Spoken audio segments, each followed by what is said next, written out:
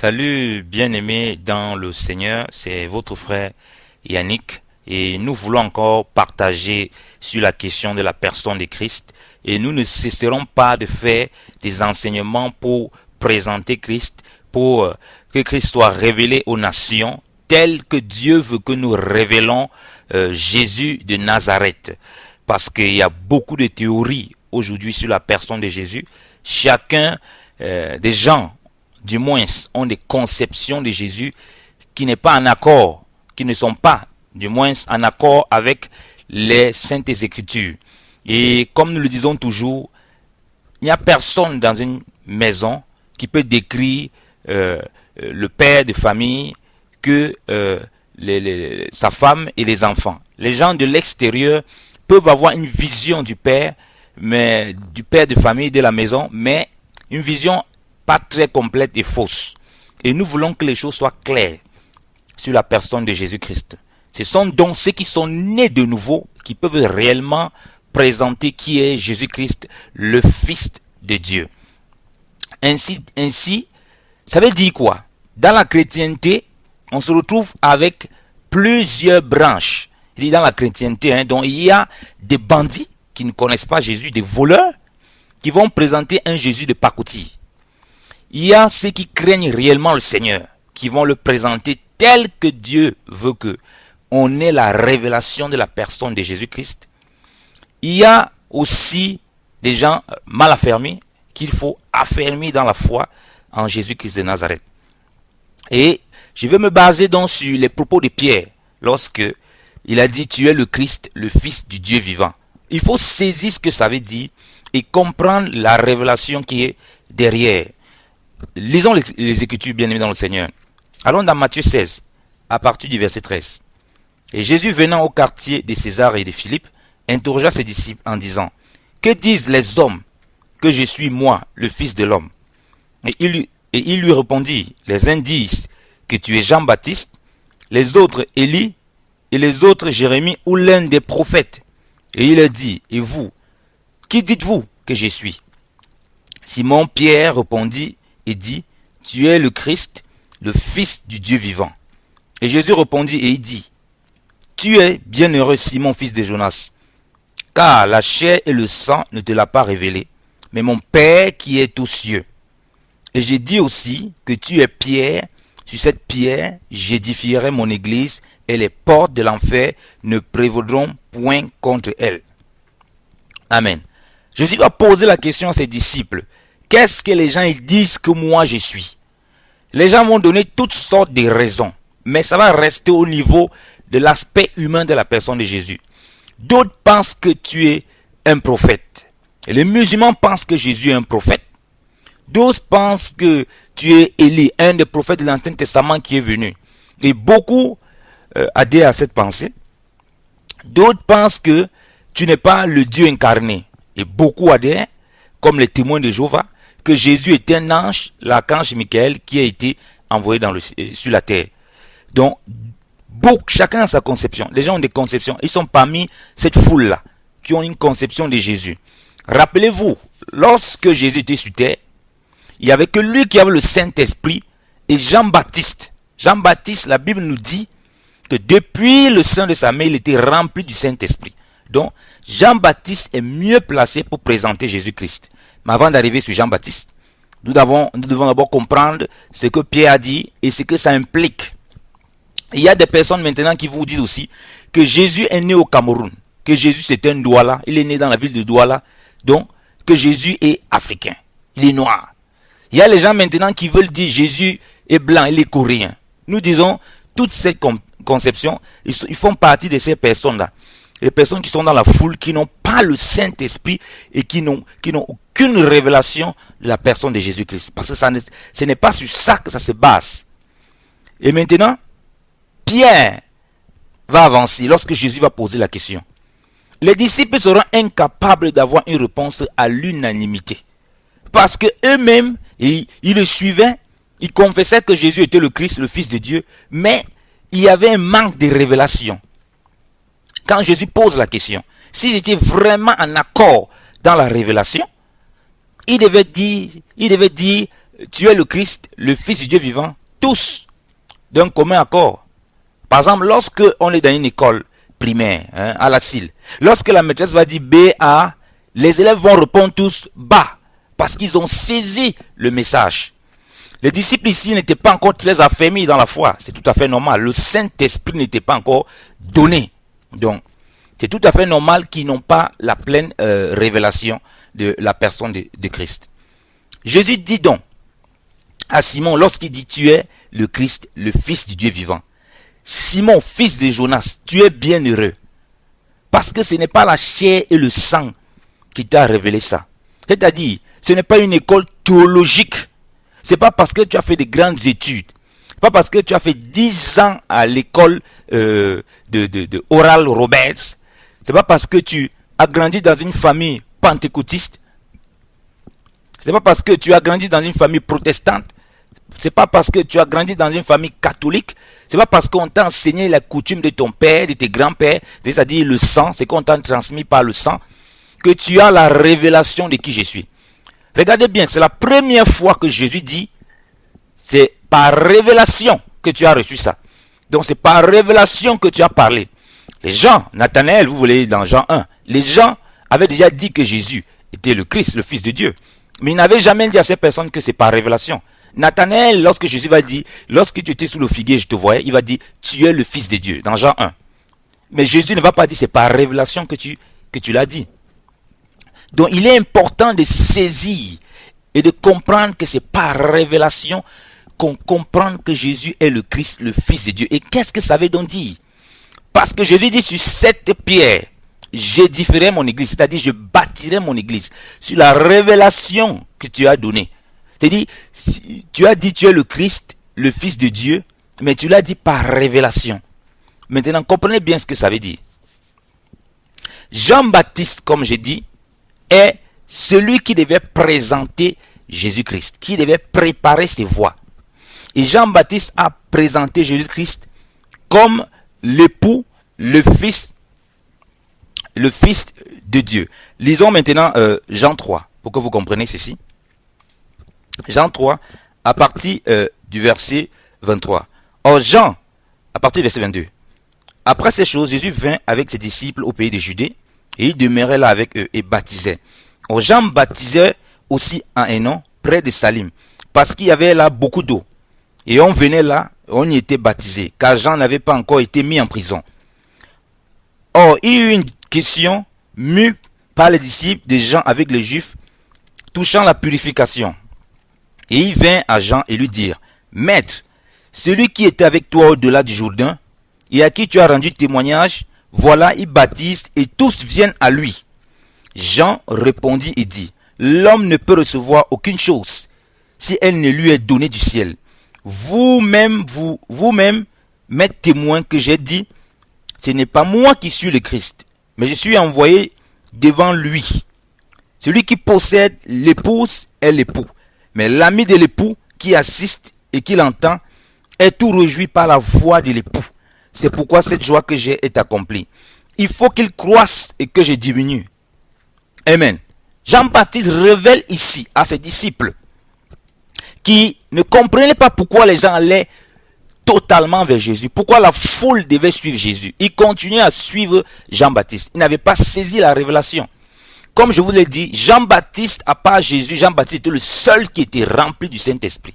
Il dit ici par révélation que c'est normal. Il faut que moi je diminue, que lui il croisse.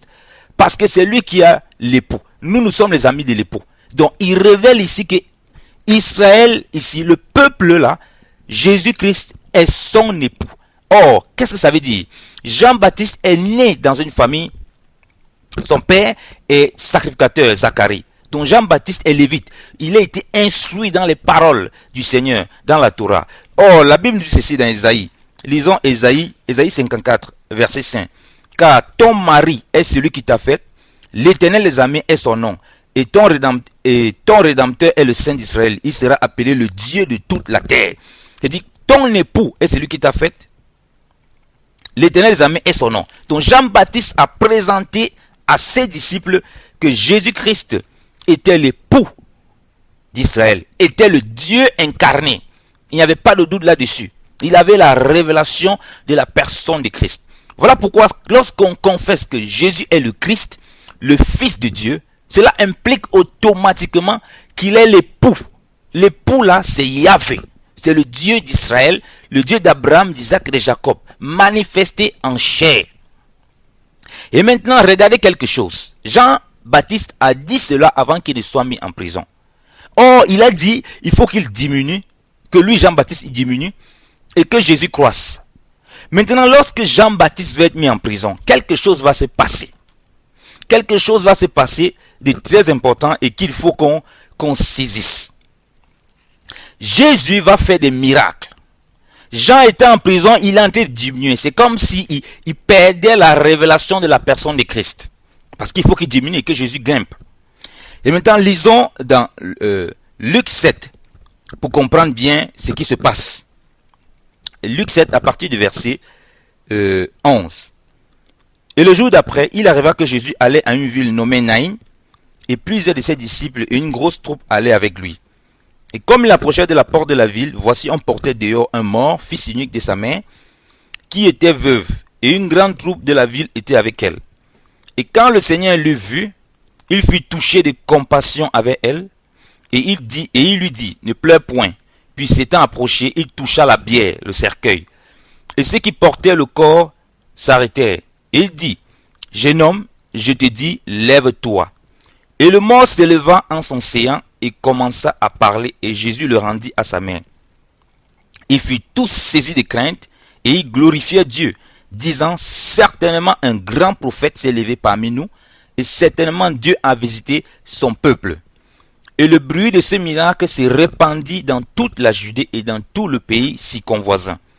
Et toutes ces choses ayant été rapportées à Jean par ses disciples, Jean appela 2 de ses disciples et les envoya vers Jésus pour lui dire, es-tu celui qui devait venir ou devons-nous en attendre un autre? Et étant venu à lui, il lui dit, Jean-Baptiste nous a envoyés auprès de toi pour te dire, es-tu celui qui devait venir ou devons-nous en attendre un autre? Or, en cette même heure-là, il guérit plusieurs personnes de maladies et de fléaux et de malins esprits, et il donna la vue à plusieurs. Ensuite Jésus leur répondit et leur dit, allez et rapportez à Jean ce que vous avez vu et ouï, que les aveugles recouvrent la vue, que les boiteux marchent, que les lépreux sont nettoyés, que les sourds entendent, que les morts ressuscitent, et que l'évangile est prêché aux pauvres. Bienheureux est quiconque n'aura point été scandalisé à cause de moi, ou bienheureux est quiconque je ne serai pas une occasion pour qui je ne serai pas une occasion de chute. Vous voyez bien aimé, Jean-Baptiste qui a présenté Jésus comme l'époux, le Fils de Dieu, c'est-à-dire Dieu incarné, Yahvé de toute éternité, l'époux. Maintenant le peuple là, il voyait Jésus comme un grand prophète, mais il n'avait pas la révélation de qui est Jésus. Quand Jean dit ceci, il est en prison. Dieu va le dire avec Matthieu. En paraphrasant avec Matthieu, Matthieu va préciser bien que Jean était en prison. Et là, Jean-Baptiste pose encore la question. Mais allez dire à Jésus. Mais il y a quelque chose que je ne comprends pas. Il y a quelque chose que je veux voir. Parce que Jean-Baptiste a présenté Jésus comme l'époux, mais il a aussi dit que Jésus devait baptiser de Saint-Esprit et de feu. Donc il attendait un signe dans ce moment-ci lorsqu'il décroissait et que Jésus montait pour que ça garde pour que ça lui donne la pleine révélation de qui est Jésus-Christ de Nazareth et garder cette foi dans le Seigneur. Il était dans le doute parce qu'il a présenté Jésus comme l'époux et maintenant il dit, est-ce qu'on doit attendre une autre personne? Regardez la réaction du Seigneur. Le Seigneur n'a pas fait un discours du blablabla. Voilà pourquoi nous disons, nous ne sommes pas dans les discours inutiles. Si ça ne va pas, on part au mont Carmel. Donc on ne discute pas avec les faux prophètes et les bandits qui sont rentrés là. Non, on les ramène au mont Carmel pour une démonstration de la main de Dieu. On verra qui est en train de servir Baal et qui c'est le seul vrai Dieu en la personne de Jésus-Christ. Et maintenant Jésus va faire des signes. Des signes très importants. On va noter quelques signes. Jésus va guérir les malades. Ça, tous les prophètes l'avaient déjà fait dans l'Ancien Testament. Ce n'est pas nouveau. Jésus va chasser les malins esprits. Aucun prophète n'a été capable de chasser un démon en quiconque que ce soit. Donc Jésus va faire là déjà un signe qu'aucun prophète ne pouvait faire. Il va encore faire ceci. Il va faire les aveugles voir. Aucun prophète ne pouvait ouvrir les aveugles de quelqu'un. Donc personne, avant que Jésus ne vienne. Or Jésus doit accomplir toute la parole. Donc c'est-à-dire il doit être un prophète en tant qu'homme, mais il doit faire les choses que les prophètes ne pouvaient pas faire. Et vous allez comprendre le pourquoi. Jésus va aussi faire marcher les boiteux. Aucun prophète ne pouvait le faire avant que Jésus n'arrive. Il va faire les sourds entendre. Il va faire les muets parler.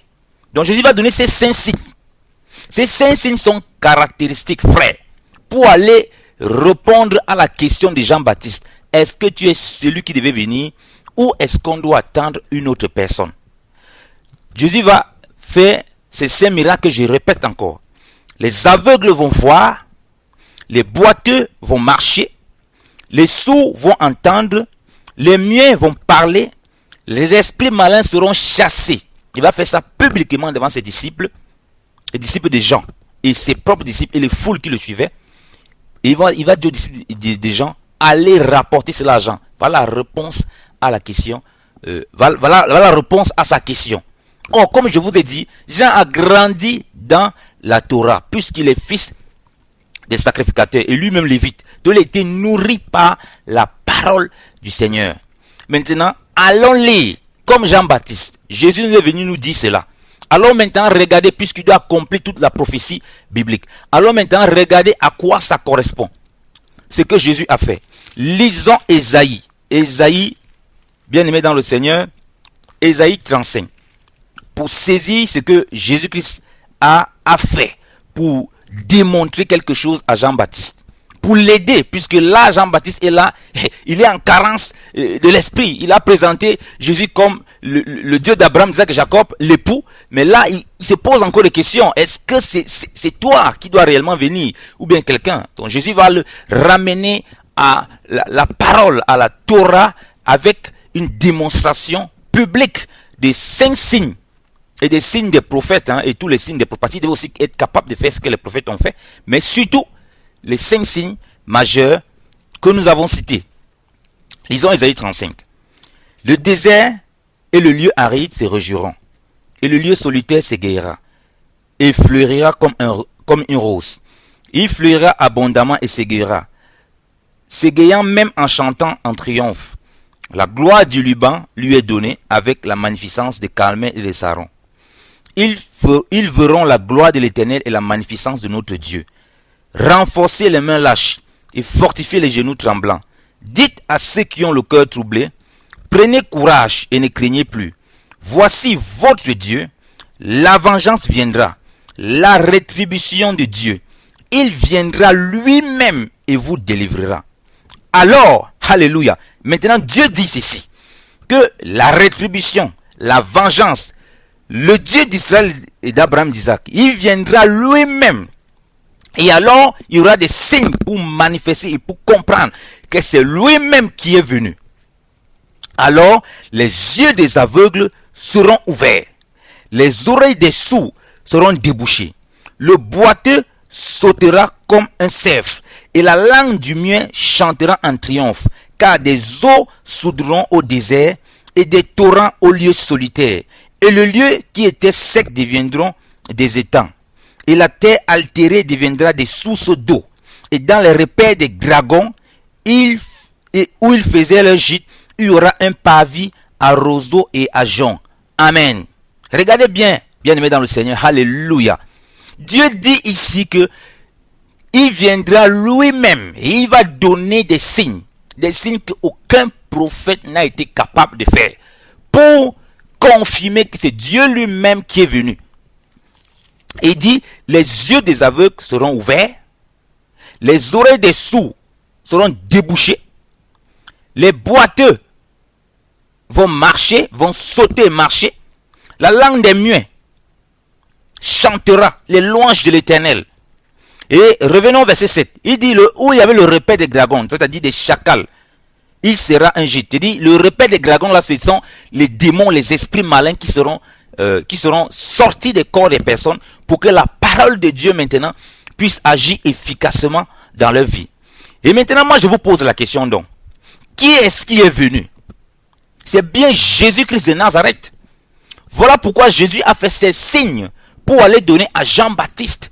Parce que lui, au moins, il était nourri totalement, non seulement des paroles, il était rempli du Saint-Esprit, bien qu'étant en prison, il avait perdu, puisqu'il fallait qu'il décroisse la vision de l'Esprit, il fallait la parole. Maintenant, pour révéler et pour faire à ce que Jean demeure inébranlable dans cette foi. Voilà pourquoi après ça, Jean n'a pu jamais me poser des questions. Donc si quelqu'un donc dit qu'il confesse que Jésus est le Christ, le Fils du Dieu vivant, et il nie que c'est Dieu incarné, qu'il est lui-même Dieu incarné, alors sa foi n'est pas vraie. Frères bien-aimés dans le Seigneur, que personne ne vous trouble en ce qui concerne la déité du Christ. Jésus-Christ est réellement Dieu homme. Ça n'a pas de doute. Alors que le Seigneur notre Dieu vous bénisse abondamment et qui vous fortifie dans sa parole.